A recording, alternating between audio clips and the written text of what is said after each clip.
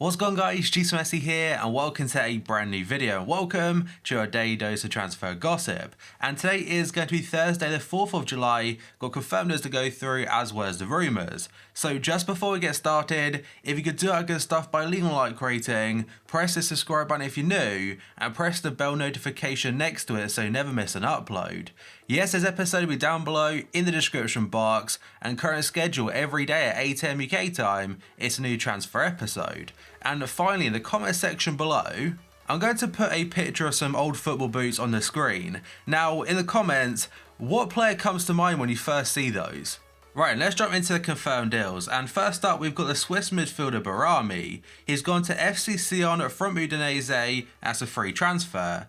Sandro has joined Real Valladolid from Everton on loan for the rest of the season, or the whole season should I say, and I believe his last two previous loan moves to, I think it was Real Betis and Sevilla, he still hasn't scored in either of those. Zapata has joined Genoa from AC Milan on a free deal, as after his contract at the San Siro expired.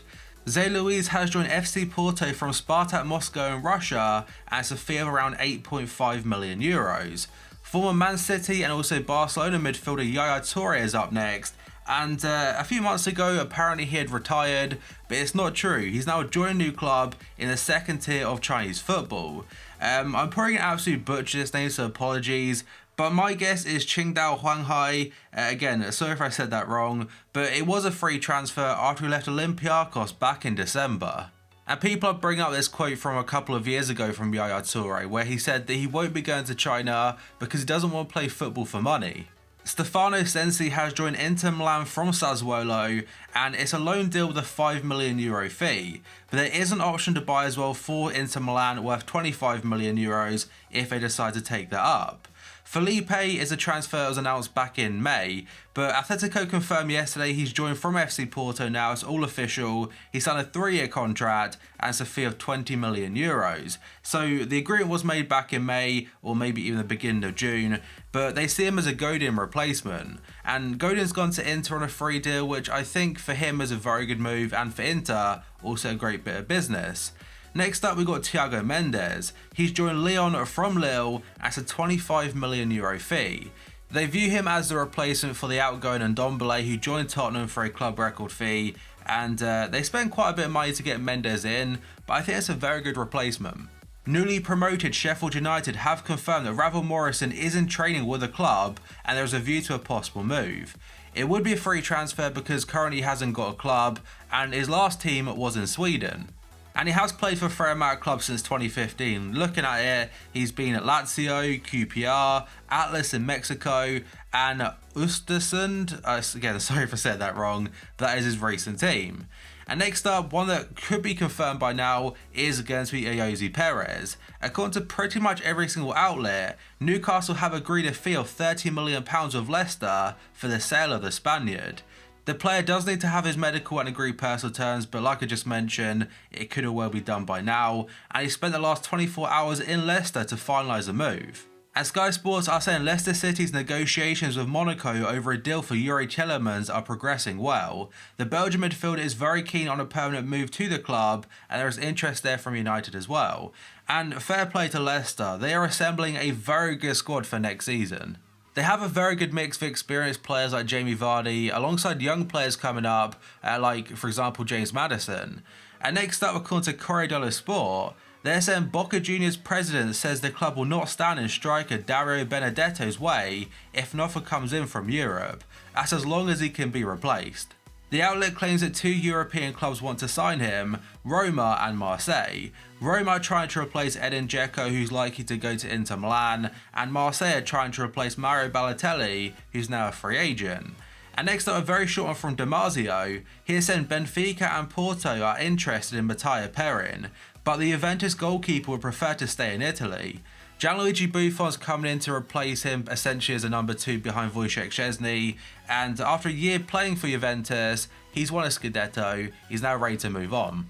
The Telegraph are saying Chelsea have agreed a new 5-year contract with Ruben Loftus-Cheek, and it's apparently worth £150,000 per week. Now, it does seem like a lot of money, of course, but with Chelsea having a transfer ban, they've got to try and keep hold of their best players, and Loftus-Cheek has got the potential to be a great midfielder, still very, very young, and you would imagine that under Frank Lampard will get a lot of opportunities.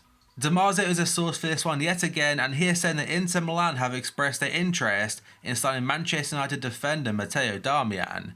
He has been linked to a move to Italy for about 2 years now, but nothing has materialised, and United are probably looking to sell him and bring another replacement in. And moving on, according to reports in the Turkish press, they're linking LA Galaxy with a move for Portugal veteran Ricardo Quaresma. He's now 35 and under contract with Besiktas, but his relationship with the club's hierarchy is thought to have soured, meaning he could move this summer. LA Galaxy are looking to improve their team for the last part of the MLS season, and potentially Ricardo Quaresma alongside Ibrahimovic, it could be pretty exciting. A source called Sportsky Novosti, which I believe is in Ukraine, they're saying Manchester United are putting together a £35 million bid for Dinamo Zagreb and Spain under-21 star Dani Olmo. And now, according to L'Equipe, they're saying Arsenal defender Laurent Koscielny is wanted by Bordeaux. The experienced French centre-half is said to have requested that the Gunners release him from the final year of his contract in order to make a move. So he essentially wants to go on a free transfer, but for Arsenal it's probably not ideal, especially with a low transfer budget.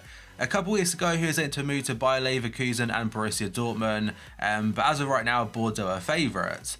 Then we have an update from yesterday's episode about Marko Arnautovic and his future away from West Ham. So Sky said that West Ham have rejected the bid from an unnamed Chinese Super League side as a bid in the region of £19.7 million. And the Hammers see this offer as insulting, especially for a player of his ability.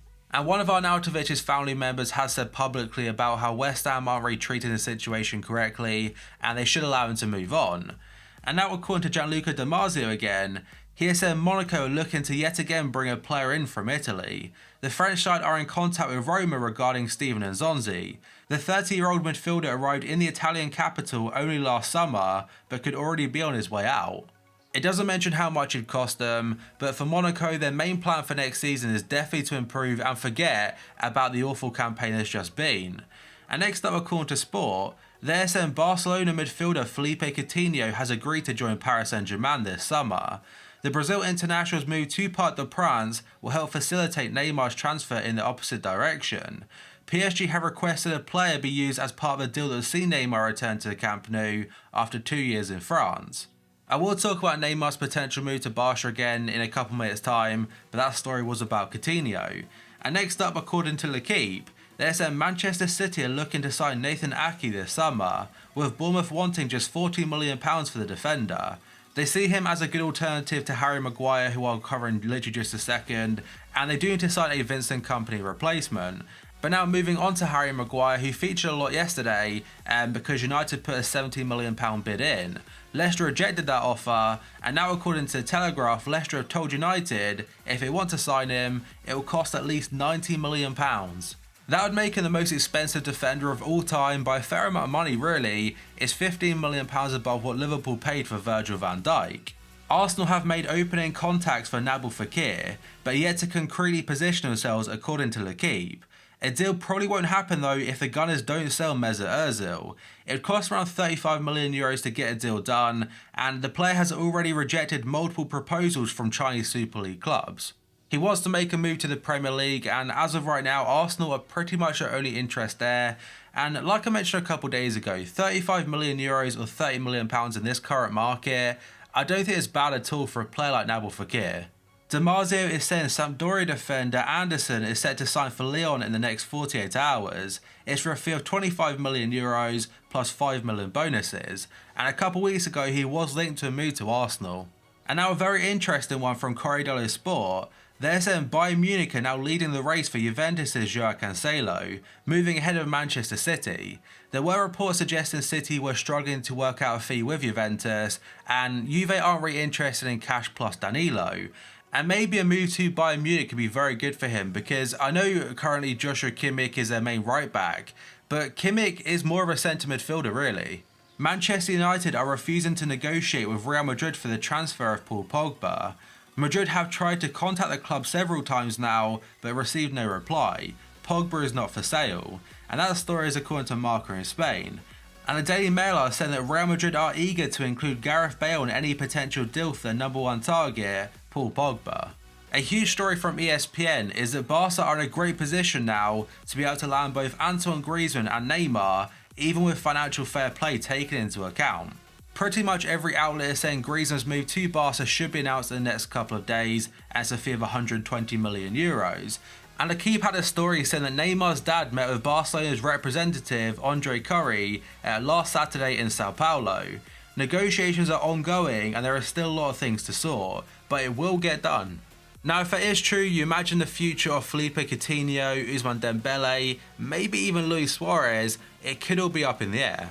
And the Mirror are saying Atletico Madrid are interested in signing Arsenal and France striker Alexandre Lacazette, and that's to replace Barca-bound Antoine Griezmann. I did mention a story yesterday how two Spanish clubs have asked Arsenal about the possibility of signing Lacazette, and apparently one of them, it will be Atletico. Leeds United have confirmed the signing of Helder Costa from Wolves on a season-long loan, and it will turn into a permanent deal in July 2020. The fee that they'll get him on a permanent basis is undisclosed, and for Leeds fans, it's a good step in the right direction.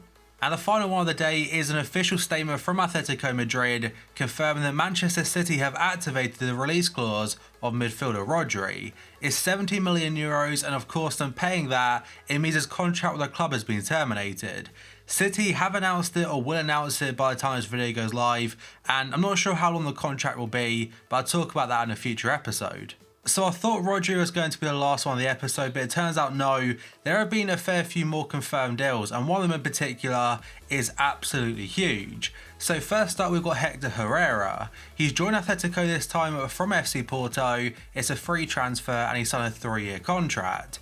Angelino has returned to Man City after they activated the buyback clause in his contract, and it's apparently around £10 million or so, and he's signed a 4-year deal. Then we have JOAO FELIX. He's now joined Atletico Madrid officially from Benfica. It's a €126 million fee, and that makes him the 5th most expensive transfer of all time. He signed a 7-year contract, and he's taken Griezmann's number 7 shirt, and that's before he's even left. But that, guys, is going to be it for this video. So if you could do that good stuff by leaving a like rating, press the subscribe button if you're new, and pressing the bell notification next to it so you never miss an upload. Yesterday's episode will be down below in the description box, and current schedule every day at 8 AM UK time is a new transfer episode. And finally, in the comment section below, what player first comes to mind when you see these football boots? Let me know down below. So thank you for watching this video, I'll see you next time.